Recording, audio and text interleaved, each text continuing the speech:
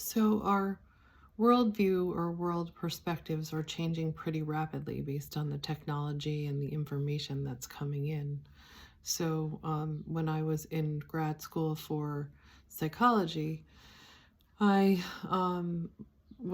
I was one of our reading assignments was this book called World Hypotheses by Stephen Pepper. And it was very interesting to me. There were four main theories that they had, like meta theories or world theories, world hypotheses: formism, mechanism, contextualism, and organicism. And I really loved organicism. It fit very well with the marriage and family therapy model, which kind of was inherently in me. Um, Basically, that we have these seemingly contradictive parts, but actually they integrate quite well together. We just don't have a big enough view to be able to understand or see it. That's like my take on it, basically. And I think that's what's happening in the world right now. We are moving from we're moving from polarities and viewing everything as polarities to moving towards organicism, and I think fractal theory is similar.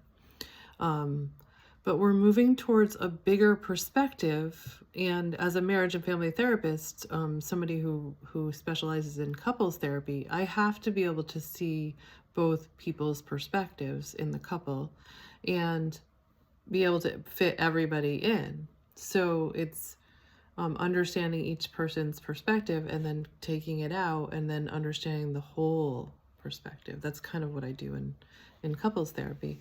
So it's helped me to be able to expand my perspective, and my lens of couples, what it means to be a couple, what it means to be a family. Um, and I think that's what's happening in the world right now. So we're breaking down all these barriers. We have these ideas of ourselves that are very narrow and kind of like closed in and dark. So we can't see that there's something outside of it. I feel things. That's how I know things. I feel energy. Um, and then I look outside for validation that other people are feeling this too. So I follow a lot of astrologers and psychics, and I usually get validation for the feelings that I have out, and like that there are certain trends and certain energy cycles that happen. So and I'm a person too, so I'm dealing with this myself. So, going back to psychology and roles that we get stuck in, I want to use this video to help us break out of this, to help us kind of define what's happening with us, and then find a way to break out of it, find a way to create new positive cycles. So that's the intent of this. So I'm going to look at it through a couple different lenses. I'm tempted to explain organicism more, but I think it will kind of come out as I talk. So the lenses that I want to use for this are a lens from marriage and family therapy addiction theory, where they talk about in families with addiction that struggle with addiction, and this could not be in your present family, but trauma goes back 3 generations and is carried in the body for 3 generations or more. So even if you don't have any like addictions in your family right now, you still probably have these patterns. I know that I didn't have any addiction in my family growing up, but the patterns were there from past generations. So some roles that people get stuck in, and it's only a problem when they're rigid and people don't know how to break out of them or come out of them. It's only a problem in that way. But I think we all kind of want to break out of them now, because they're limiting us. So these are the roles from addiction theories. So there's in the family, there's an enabler. Many of you have probably heard of the enabler. And that person makes excuses for others and doesn't set boundaries. So it kind of helps them to keep their addiction going. But there's a reason. I mean, they're trying to be kind. There's positive reasons for it. They want the person to be okay. They want the person to feel good. And sometimes they see that feeling good is drinking or using drugs, or There's so many other addictions we can have nowadays. Gambling, like social media, like so many addictions that we can have now. And then there's a scapegoat, and that's the person who gets blamed for everything. Usually, they're quite sensitive. And I think of them as like a lightning rod for anger. They feel responsible for others' emotions and for triggering them. And often they're unconscious of their role, but they're trying to protect others from their emotions because they can feel that it's dangerous for the other person to connect with their emotions. They feel that danger, so they try to prevent them from connecting with it. And so they take the blame, they take it on. And they often suffer from addictions themselves later in life and or other avoidant behaviors. And then there's the hero, and that person's usually controlling, perfectionistic, high achieving, often a helper, often the first child, type A personality, and they suffer from stress and anxiety. And then there's another role, which is the lost child, and they tend to try to fly under the radar, not have anybody see them, or and oftentimes they are really good at making themselves invisible. My daughter and I were just watching an episode of Chopped, and we were both like, oh, that person, we didn't even notice they were there. It's funny how people can do that with their energy. They're really good at hiding or flying under the radar, but it was funny that we both noticed that. They tend to isolate themselves, hide, and they usually suffer from feelings of abandonment and feeling like their needs were neglected and they weren't seen. So interesting enough, like I feel like I took on all of those roles in my family. I don't know if that's normal. Like I don't know if people switch from role to role. I just know my personal experience was it was really weird being the scapegoat and the hero. That was very strange and confusing. But the issue with that is that you get stuck in that role. You think that that's what you are, and you don't know how to define yourself in any other way. So another thing that you can get stuck in, and this is a little bit more simple, is the I forget the name of the guy who created this model, but it's called the drama triangle. And in the drama triangle, there's like 3 roles. And if you get stuck in any of these roles, you're in the drama triangle, you're in drama, and you're not able to break out of it and be really yourself, be spontaneous, be in the moment, be present. And you're usually stuck in a negative, you are actually stuck in a negative cycle in that triangle. So it's rescuer, victim, and perpetrator. And a lot of times I think in our society, I'm saying this as a therapist because this is what I see as a therapist and experience as a therapist. People think that a rescuer or a helper is a good thing to be. It's still an imbalance. It's still an imbalance because if you see, and somebody said this to me recently, they were like, because I said I went back to therapy during COVID and because I was stressed out and I had too many responsibilities and I didn't know how to deal with it. And they were like, you went back to therapy? You're a therapist. You're supposed to help other people. And I'm like, I can't believe people still think that, like, because I'm a helper that I don't have my own problems and my own wounds. But some people still think that, and that creates an imbalance because then you think that I have all these skills and things that you don't have when you actually have them too. So if you're feeling like you are a rescuer and or helper and you're over identifying with that role, it's going to create this imbalance of you where are my needs getting met? Why aren't my needs getting met? And I think for a lot of therapists and people in the helping fields, that is happening right now. We're really feeling that imbalance. And so, and victim and perpetrator, you kind of switch to those roles too. So when you feel like you've been rescuing people too much and nobody's rescuing you, then you fall back into that victim place of like, nobody's helping me. Or become a perpetrator, start hurting other people because other people are hurting you. It's so easy to just but you're stuck in that triangle. So how do we get out of that? So first we have to recognize that we're in it. that were either in one of those roles of enabler, scapegoat, hero, lost child, or more simply, victim, rescuer, perpetrator. And then we can look at the cycle. Like, what is the negative cycle that we're falling into? So I discovered one of mine recently. I am a teacher, so I teach, I'm an adjunct professor in psychology at a community college. And I really struggle with being a really good teacher, connecting with everyone, helping everyone, empowering everyone. And I'm a little perfectionistic. That's my hero part. And noticed that last semester, I just put so much in. I have a pattern. This is the pattern that I noticed. I keep putting more and more and more and more in, thinking that people are going to give me something back. Like if I only put more in, if I give more of myself, if I give them more, then they'll give me something back. And I just was talking to my husband. I'm like, I don't know if I can go back this semester. I don't have it. I'm like getting burnt out. And then I realized as I was talking to him that I'm still thinking that same way. I'm thinking I need to give them more because they're not giving me anything.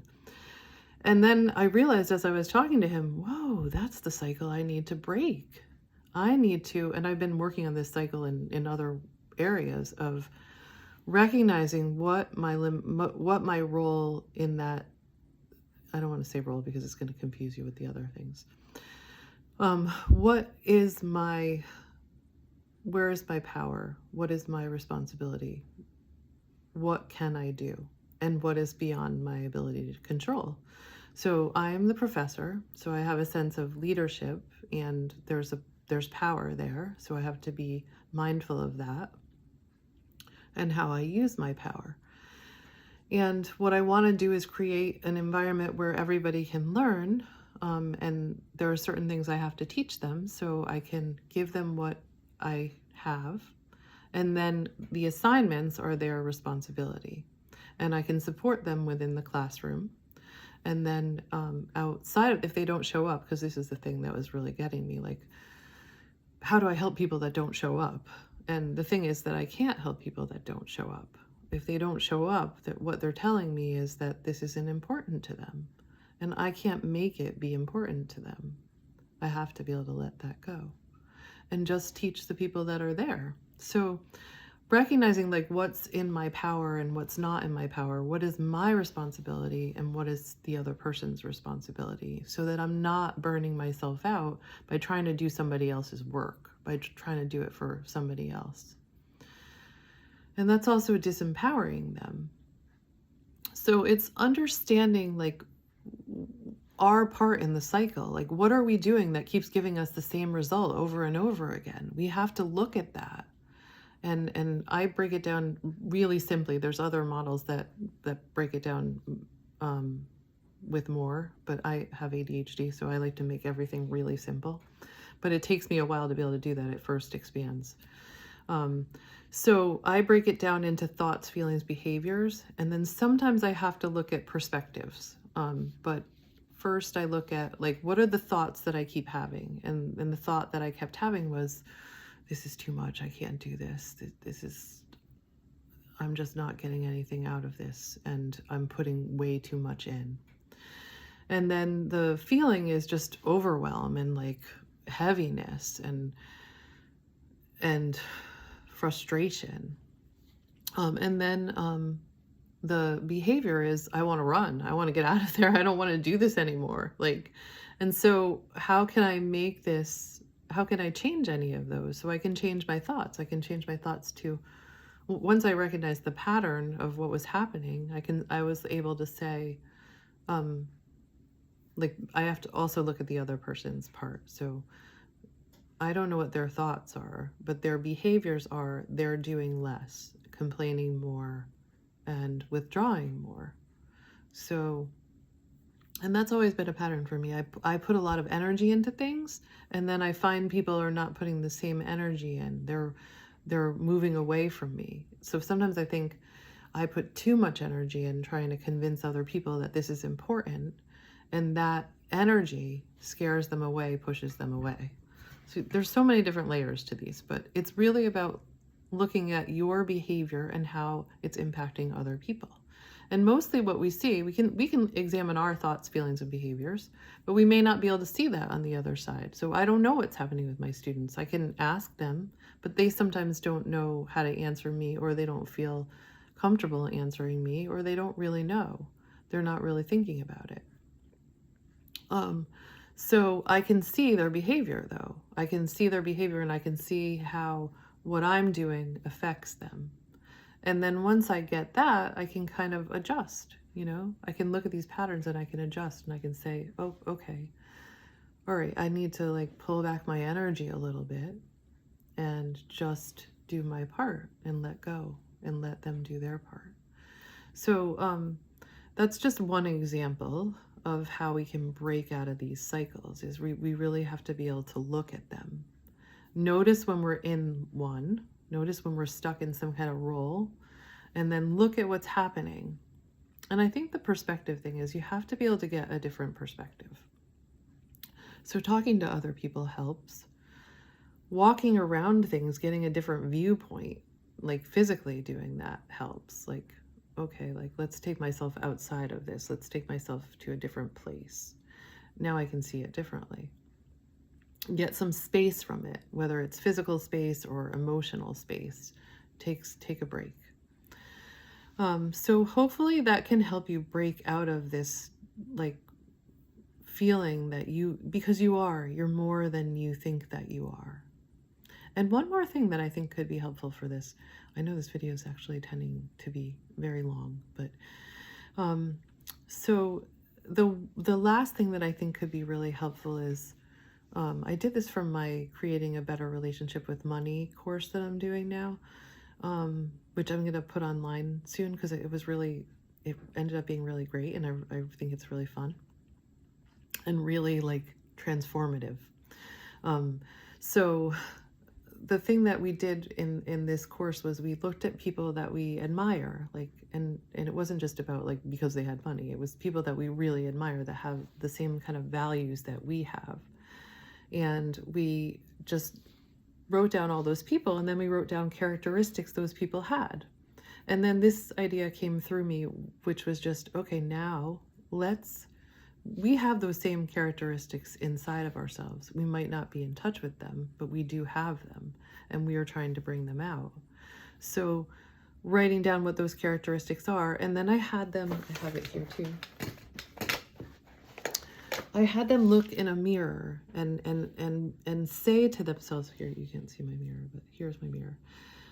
I had them look in a mirror and say to themselves, I am this quality, whatever the quality was, and do it really slow and see if you believe it, because that's what happens. You can tell when you're not comfortable with that idea. You can see it in your eyes. I just did it myself today because I didn't get to do it in the class with them.